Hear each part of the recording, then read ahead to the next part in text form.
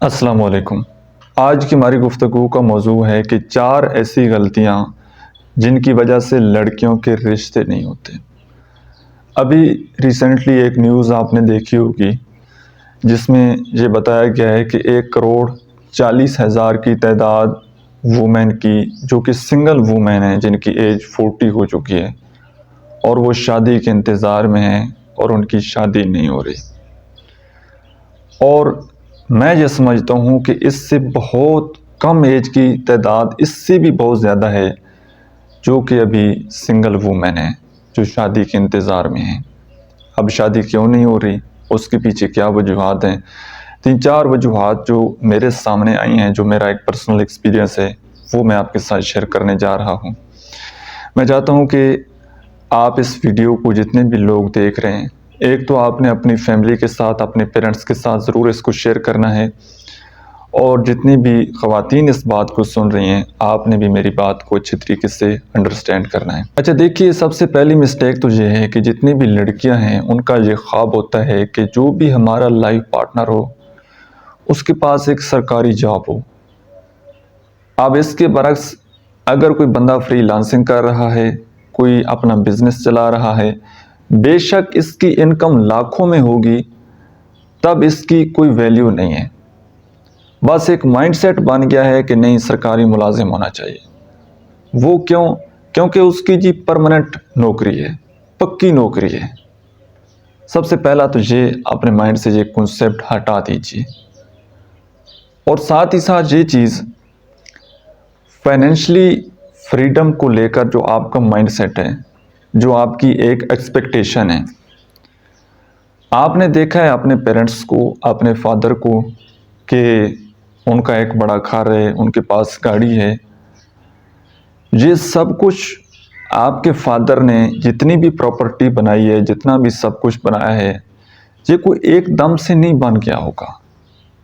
آپ کبھی ان کی لائف سٹوری سنیے گا۔ انہوں نے ایک پراپر محنت کی ہے، اس کے پیچھے ایک ان کی سٹرگل ہے۔ 50، 60، 70 سال کے بعد انہوں نے یہ اچیومنٹ حاصل کی ہے کہ ایک بڑا سا گھر اور ایک اپنے استعمال کے لیے گاڑی انہوں نے بنائی ہے۔ اب آپ کی ایکسپیکٹیشن یہ ہوتی ہے کہ جو بھی ہمارا لائف پارٹنر ہو اس کے پاس یہ سب کچھ ہو، مطلب اس کے پاس گاڑی بھی ہو، بڑا سا گھر بھی ہو، سب کچھ اس کے پاس ہو۔ اور خیر پاسبل بھی ہے اور پاسبل نہیں بھی ہے، کیونکہ آج کل سوشل میڈیا کا دور ہے۔ اگر تو کوئی بندہ اپنا بزنس کر رہا ہے، فری لانسنگ کر رہا ہے، تو اس کے پاس یہ چیزیں پاسبل ہو سکتی ہیں۔ لیکن جس بندے کے پاس گورنمنٹ جاب ہوگی، 20-25 ہزار کا ملازم ہوگا، وہ تو یہ ساری چیزیں افورڈ نہیں کر سکتا۔ تو ان کی یہ ایکسپیکٹیشن جو ہے یہیں پر ختم ہو جاتی ہے، اور اس انتظار میں وہ بیٹھ جاتے ہیں کہ کوئی شہزادہ آئے گا کہ جس کے پاس گاڑی بھی ہوگی، گورنمنٹ جاب بھی ہوگی، سب کچھ ہوگا، تب جناب ہم اس بندے کو اپنی لائف پارٹنر بنائیں گے۔ تو سب سے پہلی بات تو یہ ہے کہ ایک تو بہت زیادہ ایکسپیکٹیشن نہ لگائیں، اور سیکنڈ چیز یہ کہ جو سرکاری ملازمت والا کنسیپٹ ہے اس کو اپنے مائنڈ سے نکالیں۔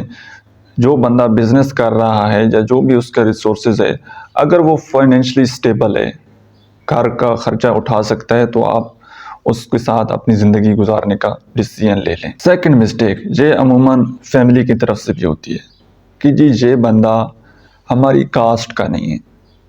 اگر آپ جٹ ہیں، ارائی ہیں، راجپوت ہیں، آوان ہیں، تو سامنے والا بھی ہماری کاسٹ کا ہی ہونا چاہیے۔ جب تک کہ کاسٹ کا کوئی بندہ نہیں ملے گا ہم نے شادی نہیں کرنی۔ یہ ایک پرانا کنسیپٹ ہے۔ ہم انسانیت کو نہیں دیکھتے، ہم صرف کاسٹ کو دیکھتے ہیں۔ اب کسی دوسری کاسٹ میں چاہے جتنا مرضی کوئی اچھا بندہ ہو، جتنا مرضی کوئی فائنینشل سٹیبل ہو، ہم اس کو ویلیو نہیں دیتے۔ کیوں؟ کیونکہ وہ ہماری کاسٹ کا نہیں ہے۔ تو یہ جو کاسٹ کا کنسیپٹ ہے اس کو بھی اپنے مائنڈ سے نکال دیجیے۔ تیسری مسٹیک، یہ ایک بہت بڑی سینسٹیو بات بھی ہے کہ لوگ دیکھتے ہیں کہ اگر ہم فار ایگزامپل دیوبند مسلک کو فالو کرتے ہیں تو سامنے والا انسان بھی دیوبند مسلک کو فالو کرتا ہو۔ اگر ہم اہل حدیث ہیں تو وہ بھی اہل حدیث ہو، اگر ہم اہل سنت ہیں تو وہ بھی اہل سنت ہو، اگر مطلب ان چیزوں میں پڑ جاتے ہیں۔ اب دیکھیے ہم سارے مسلمان ہیں، ایک بیسک جو ہے وہ تو آپ کو چیز دیکھنی چاہیے، لیکن اتنا زیادہ باریکی سے اس چیز کو دیکھنا کہ نہیں جس مسلک کو ہم فالو کرتے ہیں ویسا ہی ہوگا تب ہم کریں گے، اگر ویسا لڑکا نہیں ملے گا تو ہم نہیں کریں گے، تو یہ بھی ایک بہت بڑی رکاوٹ ہے۔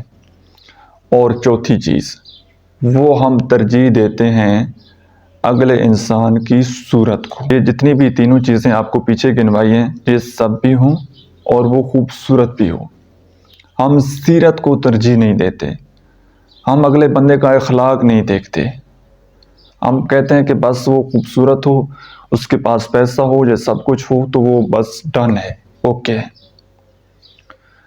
اب اگر اس کو اسلامک پوائنٹ آف ویو سے لیا جائے تو وہ یہ ہے کہ جس طرح آپ علیہ الصلوۃ والسلام نے حضرت ابو ہریرہ رضی اللہ تعالیٰ عنہ کو یہ نصیحت فرمائی تھی کہ لوگ کیا دیکھتے ہیں، کسی کا خاندان دیکھتے ہیں، مال دیکھتے ہیں، خوبصورتی دیکھتے ہیں، پھر آخر میں اس کا دین دیکھتے ہیں۔ تو آپ میں سے بہتر وہ ہے کہ جو پہلے دین دیکھیں۔ تو ہم اس دین کو تو دیکھتے ہی نہیں ہیں، اس بندے کا بیک گراؤنڈ تو دیکھتے ہی نہیں ہیں، وہ نماز پڑھتا ہے نہیں پڑھتا، اس کا اپنے سے کم درجے والے لوگوں کے ساتھ کیسا معاملہ ہے، یہ چیزیں تو ہم دیکھتے نہیں ہیں۔ ہم کہتے ہیں کہ بس ایک خوبصورتی، ایک گیٹ اپ لوگوں کو دکھانے کے لیے کہ جی ہمارا ایسا پارٹنر ہے تو وہ ہونا چاہیے۔ اخلاقیات کو ہم نہیں دیکھتے، سیرت کو ہم نہیں دیکھتے،